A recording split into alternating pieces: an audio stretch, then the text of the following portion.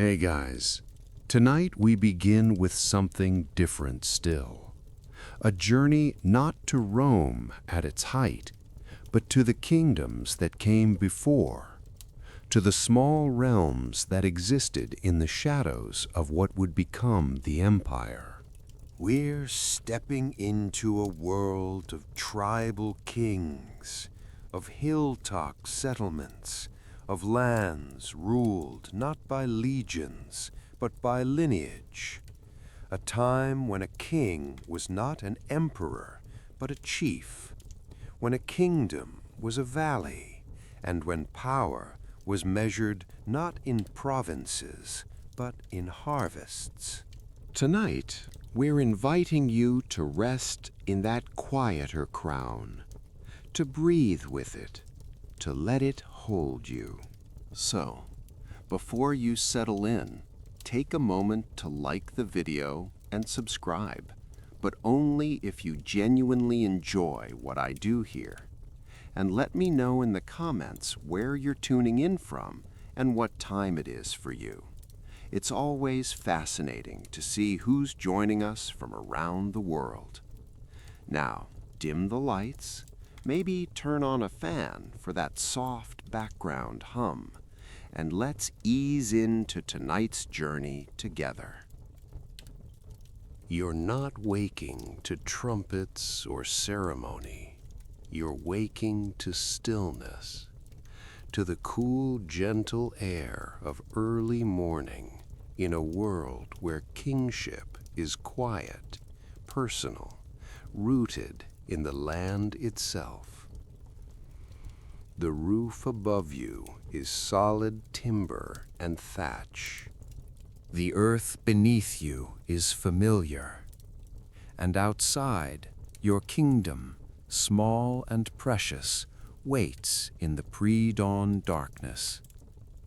The day hasn't started yet, but it will, slowly, gently, and you'll be there to meet it, not as a conqueror, but as a steward, as a keeper, as a king. The darkness is thinning. Not quickly, not with any sense of urgency, just thinning, the way night always yields to day, when the world is patient and the hours are measured by breath rather than bells.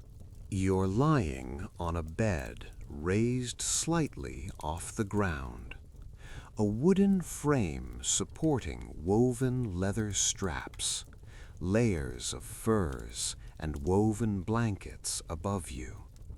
It's not extravagant, not the marble and silk of empires to come, but it's more than most have. It's warm.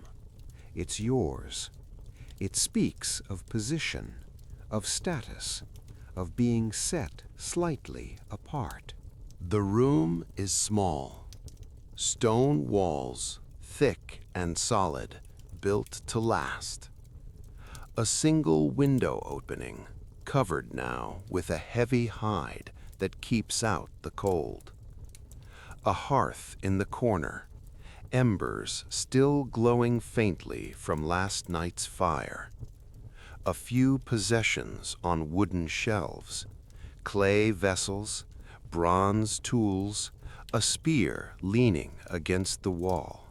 This is the king's chamber. Simple, functional, but yours. You don't move yet. You're awake, or mostly awake, but your body is still heavy with sleep, still reluctant to leave the warmth of the furs. So you lie there, breathing slowly, feeling the weight of the blankets, the softness of the bed beneath you. The air is cool. You can feel it on your face, the only part of you exposed to the room. It's not cold, not biting, just cool. The kind of coolness that speaks of autumn, of the year turning toward its darker half. You listen. The fortress, your fortress, is quiet. Around you, your household sleeps. Your wife in the adjoining chamber, your children in rooms nearby, servants in the lower levels, guards at the gates, all of them still, all of them resting, waiting for the day to begin. But you can hear the world beyond the walls, the faint rustle of wind through the trees on the hillside, the distant call of a bird, early and tentative. These are the sounds of your kingdom. Quiet, peaceful, safe. You breathe in slowly through your nose. The air smells of smoke, faint and old. It smells of stone and wood and the wool blankets that cover you. It smells of human presence, of a space lived in, cared for. It smells like home. You open your eyes. The room is dim, but not dark. Light is beginning to seep in through small gaps around the hide that covers the window. It's not much light, just enough to see shapes, shadows, the outline of the hearth, the curve of the walls. The embers in the hearth glow faintly, like small red eyes watching the room. They've lasted through the night, tended by servants before everyone retired, banked carefully to preserve the fire through the dark hours. Someone will need to wake them soon, to add wood, to coax the flames back to life. But not you, not anymore. You're a king now. Others tend the fire. Others do the work that you once did as a young man when your father was king and you were learning what it meant to lead. Now you lead by presence, by decision, by the quiet weight of authority that comes with position. You sit up slowly, pushing the blankets aside. The cool air touches your chest, your arms. You're wearing a simple linen tunic, nothing elaborate, comfortable for sleeping. You swing your legs over the side of the bed, feet finding the woven reed mat on the floor.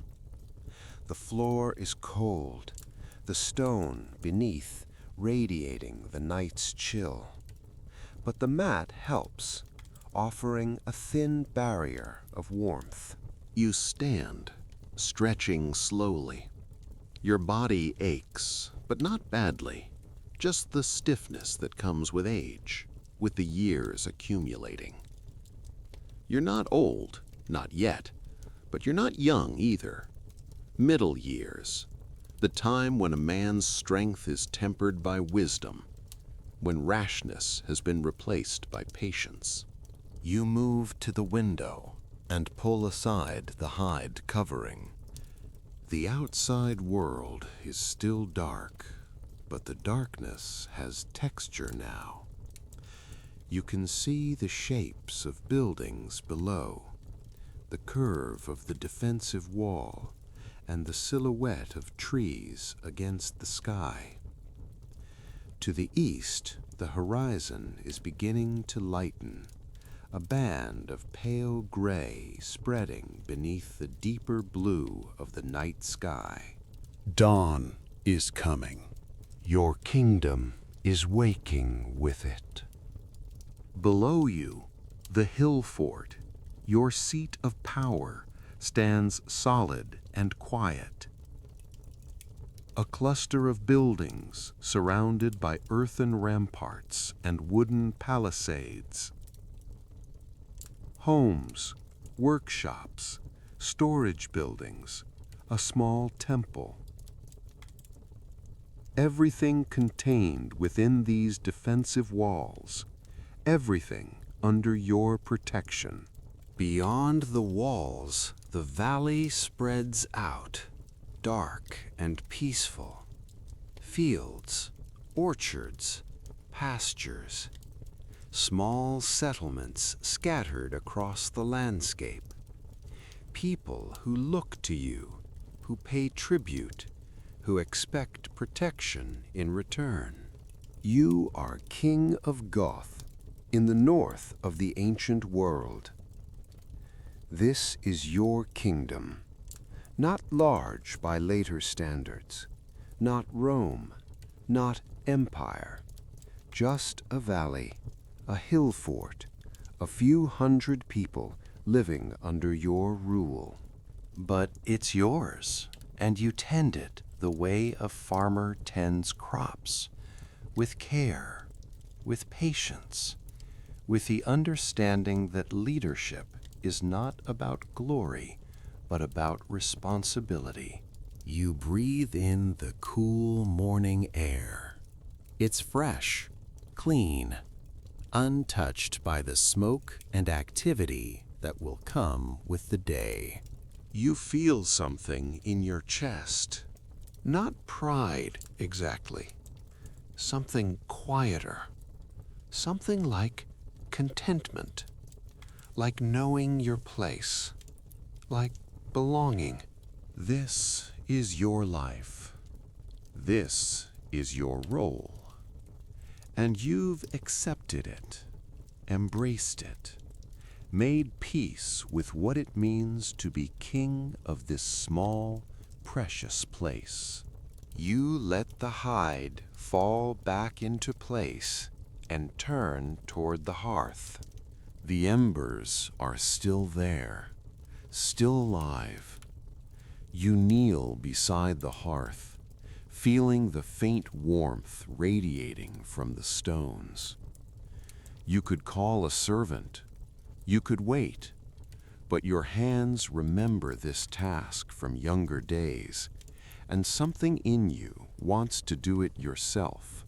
You reach for kindling, small sticks and dried grass stored near the hearth. You place them carefully on the embers, not smothering them, just close enough to catch. You lean down and blow gently. The embers brighten. Smoke begins to rise. You blow again, patient, steady. A small flame flickers, catches, grows. You add more kindling, watching the fire come alive. There's something satisfying about this, about tending the fire. You're a king, yes, but you're also a man, and sometimes being a man is enough. Behind you, a sound, the soft rustle of fabric, a door opening quietly. For years, she sees you by the fire and pauses. You're awake early, my lord, she says softly. The day calls, you reply, just as softly. The kingdom doesn't rest because I do. She nods, moving to tend the fire, adding larger pieces of wood. The water in the pitcher is cold. You pour it into the basin and splash your face, the shock of coolness waking you fully. You cup your hands and drink, the water clean and fresh, drawn yesterday from the spring that flows just outside the walls. You dry your face with a cloth and turn to the wooden chest that holds your clothing. Today, like most days, you'll dress simply. A long tunic of better wool than most wear, dyed a deep red, the color of authority. A leather belt, sturdy boots, a cloak for later when you venture outside. You dress slowly, methodically. There's no rush. The day will unfold at its own pace. When you're done, you look like what you are, a king of a small kingdom, not dripping with gold or jewels, not adorned with purple like the emperors to come, just a man of authority, dressed well enough to be recognized, simply enough to be approachable. You turn to the servant. Wake the household, you say quietly, but gently. Let them rise at their own pace. There's no urgency today. She nods and withdraws, her footsteps soft on the stone floor. You stand alone in the chamber for a moment, feeling the warmth of the fire. Then you move toward the door and step out into the corridor. The hallway is narrow, the walls close. Torches in brackets provide light, flames dancing in the draft. The floor is packed earth, covered with woven mats, soft and quiet beneath your boots. You walk slowly, passing doors that lead to other chambers. Your wife's room, your children's rooms, the guest chambers, empty now, but ready for visitors who might arrive, seeking counsel, alliance, or favor. The corridor leads to a stairway, stone steps worn smooth by years of feet. You descend carefully, one hand on the wall for balance. This is the heart of your household. A large rectangular room with a high ceiling supported by wooden beams. A long hearth runs down the center, flames already burning, tended by servants who rose before you. Tables and benches line the walls. Woven tapestries hang, depicting scenes of hunting, harvest, the stories of your ancestors. Sitting near the fire, with a cup of something warm in his hand. He looks up as you enter and nods respectfully. You nod back.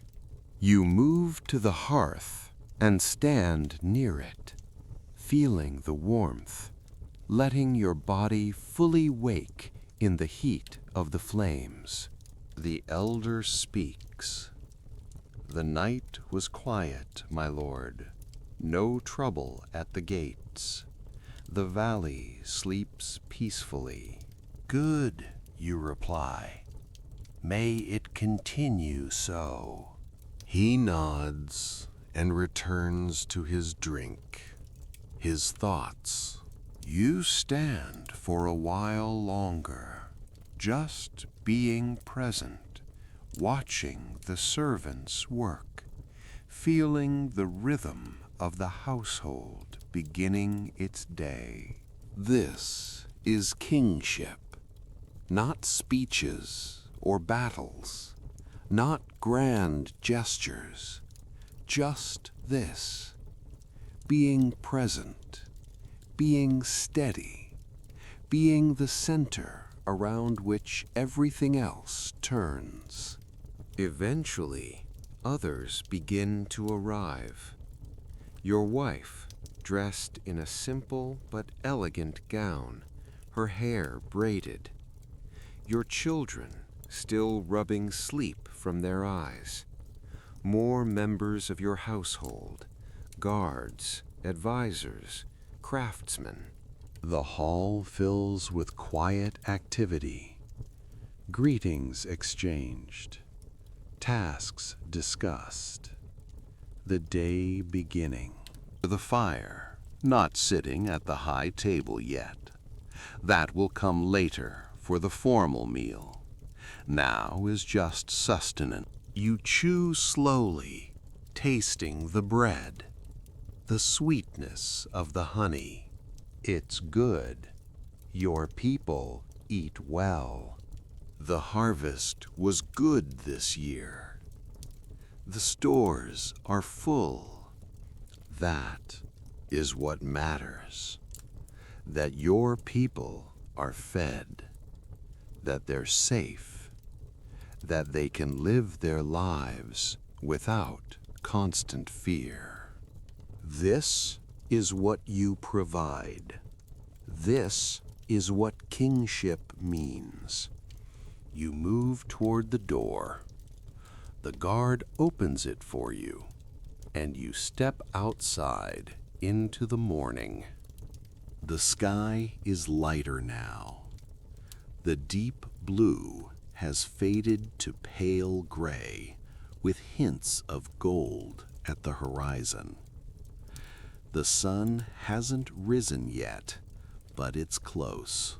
The air is cool, crisp, carrying the scent of earth and wood smoke. Your breath is visible, small clouds that dissipate quickly.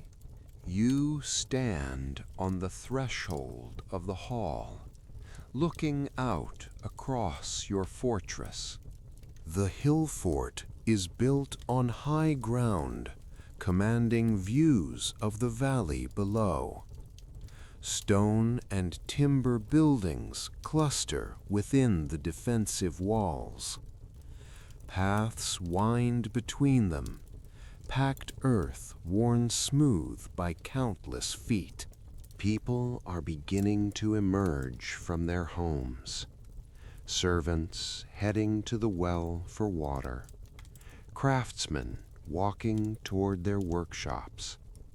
Children playing near the gates, their laughter soft in the morning quiet. Smoke rises from many hearths, thin columns drifting upward and dissipating in the breeze. Your kingdom is waking, slowly, peacefully.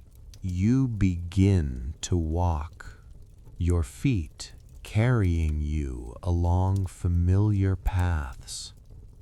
This is part of your daily routine, walking through the fortress, being seen, being present, showing that you're here, that you're aware, that you care. People nod as you pass. Some bow slightly. Others just acknowledge you with their eyes. You nod back to each one, meeting their gaze, letting them know they're seen. You rule, not from a distant throne, but by walking among your people, by knowing them, by letting them know you. You make your way toward the walls. The defensive ramparts are earthen banks topped with wooden palisades. A walkway runs along the inside, allowing guards to patrol, to watch for threats. You climb the steps to the walkway and stand at the wall, looking out. The view is magnificent. The valley spreads below, bathed in the soft light of approaching dawn. Fields stretch in patches of gold and green. Orchards dot the landscape. The river that feeds the valley winds through it like a silver ribbon, reflecting the pale sky.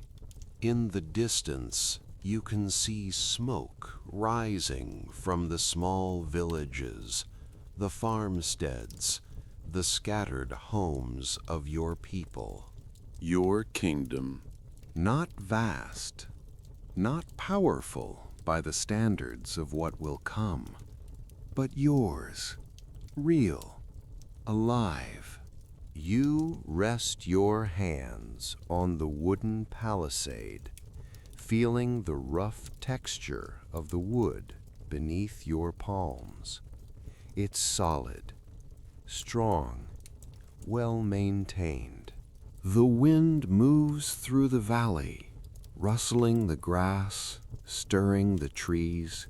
You can hear it even from up here, a soft, continuous whisper. You close your eyes for a moment, just listening, just feeling the breeze on your face, just being present in this moment, in this place. This is peace, not the absence of conflict. There are always tensions, always problems, always things that need managing. But peace in the sense of knowing your place, of being rooted, of belonging to this land and having this land belong to you. You open your eyes and look eastward. The horizon is glowing now, a band of gold spreading wider. The sun is moments away from breaking free. Slowly, majestically, the bright edge appears above the distant hills. Light spills across the valley, turning everything golden. Shadows retreat. The world is transformed from gray to color, from dim to bright. It is beautiful, not in a dramatic way, not in a way that makes you gasp, just beautiful in the quiet, steady way that morning is beautiful when you pause to notice it. You stand and watch the sun climb, feeling its warmth beginning to touch your face. The coolness of the night is fading. The day is truly beginning. Behind you, you hear footsteps. One of your guards approaching, respectful but present. "My lord," he says quietly, "the council awaits when you're ready." You nod. "I'll come shortly. Let them break their fast first. There's no urgency." He bows and withdraws. You remain a moment longer, watching the light spread across your kingdom. Then you turn and descend the steps, walking back through the fortress toward the hall. The day has begun, and with it, the quiet, steady work of being king. Inside the hall, your council has gathered. They're not a large group, just 5 men, trusted advisors, each with their own area of wisdom. An elder statesman who remembers your father's reign. A warrior who commands your small band of fighters. A priest who tends the temple and interprets the will of the gods. A craftsman who oversees building and trade. A steward who manages the stores and resources. They sit at a long table near the fire, eating, talking quietly among themselves. When you enter, they stand. You gesture for them to sit. Please finish your meal. We'll talk after. They sit, and you join them, taking your place at the head of the table. Not elevated, not distant, just present. The conversation is easy. Observations about the weather, comments about the harvest, a joke about someone's snoring that makes the others chuckle. This is how your council works. Not with formality and rigid protocol, but with familiarity, with trust, with the ease that comes from years of working together. When the meal is done, the tone shifts slightly. The plates are cleared, more ale is poured, and the talk turns to the matters of the kingdom. The steward speaks first. The stores are in good order, my lord. The grain bins are full. The salted meat should last us well into winter. The autumn harvest is underway, and the yield looks promising. You nod. Good. And the villages? Are they contributing their share? Yes, my lord. The tribute has been fair. No complaints. Good. Make sure they know we appreciate their efforts. Send word that any family struggling this winter should come to us. We'll not let anyone starve. The steward nods, making a mental note. The warrior speaks next. The borders are quiet, my lord. No signs of raiding parties from the neighboring tribes. The scouts report normal activity. Trade continues without incident. Any word from the western chiefs, you ask? Messengers came last week. They send greetings and reaffirm their alliance. No issues. Good. Keep the scouts active. I don't expect trouble, but it's better to be aware. The warrior nods. The priest leans forward. The autumn offerings will take place at the new moon, my lord, 3 days from now. The people will gather at the temple. It would be good for you to be present, to lead the prayers. I'll be there, you say. What offerings are planned? A ram, grain, wine, the usual, and prayers for a mild winter and a fertile spring. You nod. Make sure the offerings are generous. The gods have been kind to us. We should return that kindness. The priest smiles. As you say, my lord. The craftsman speaks, his voice thoughtful. The repairs to the southern wall are nearly complete, my lord. Another few days and it will be solid again. I'd like to start reinforcing the eastern gate before winter. The wood is showing age. Do it, you say. Use what resources you need. A strong wall is worth the expense. He nods, pleased. The conversation continues, but it's not rushed. Each topic is given time. Each concern is heard. Decisions are made not through decree, but through discussion, through consensus, through the collective wisdom of the group.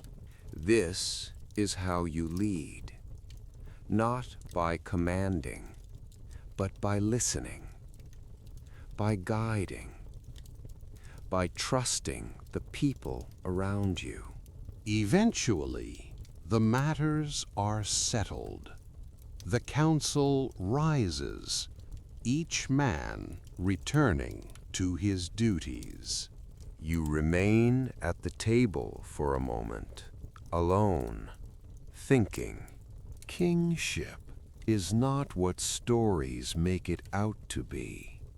It's not glory or conquest or drama. Quiet meetings, thoughtful decisions, the steady, patient work of making sure your people have what they need. And you're content with that. More than content. You've found meaning in it. You stand and walk outside again. The sun is higher now. The morning is fully established. The fortress is active. People moving about their tasks with purpose and rhythm. You decide to walk through the village below the fortress, to be seen, to hear what people are saying, to understand the pulse of your kingdom. You descend the path that leads down from the hill fort, your boots crunching on the gravel. The path is steep but well maintained, cut into the hillside, reinforced with stones. As you walk, you look out over the valley. From here, you can see even more. The patchwork of fields, some golden with grain, some green with late-season vegetables. The orchards heavy with fruit. The livestock grazing in pastures, small dots of white and brown against the green.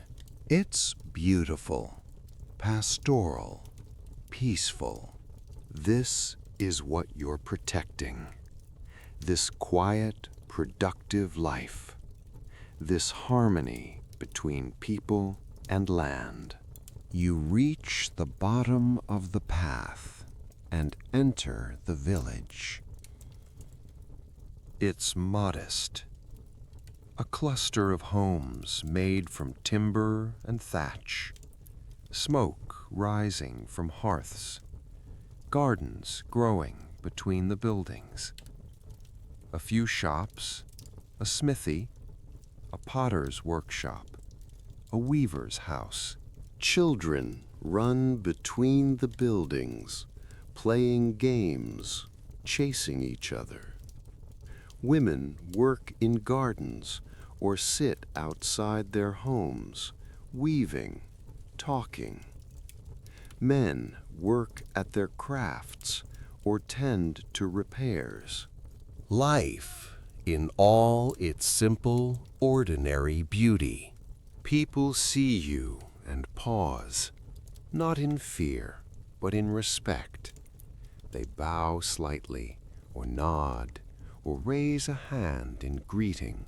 You return each gesture, walking slowly, deliberately, making yourself available. An old woman approaches, leaning on a stick. "My lord," she says, her voice wavering but strong. "Blessings on you this morning." "And on you, grandmother," you reply warmly. "How are you faring?" "Well enough, my lord. My bones ache with the cold, but that's to be expected at my age." She smiles, her face deeply lined but kind. "My son brought me fresh bread this morning. I'm content. Good. If you need anything this winter, send word. We'll make sure you're warm and fed. Her eyes moisten slightly. You're a good king, my lord. Your father would be proud. The words touch something in your chest. You nod, not trusting your voice for a moment. She pats your arm and shuffles away, back to her home. You continue walking, stopping to talk with others. A blacksmith shows you a new design for a plow blade.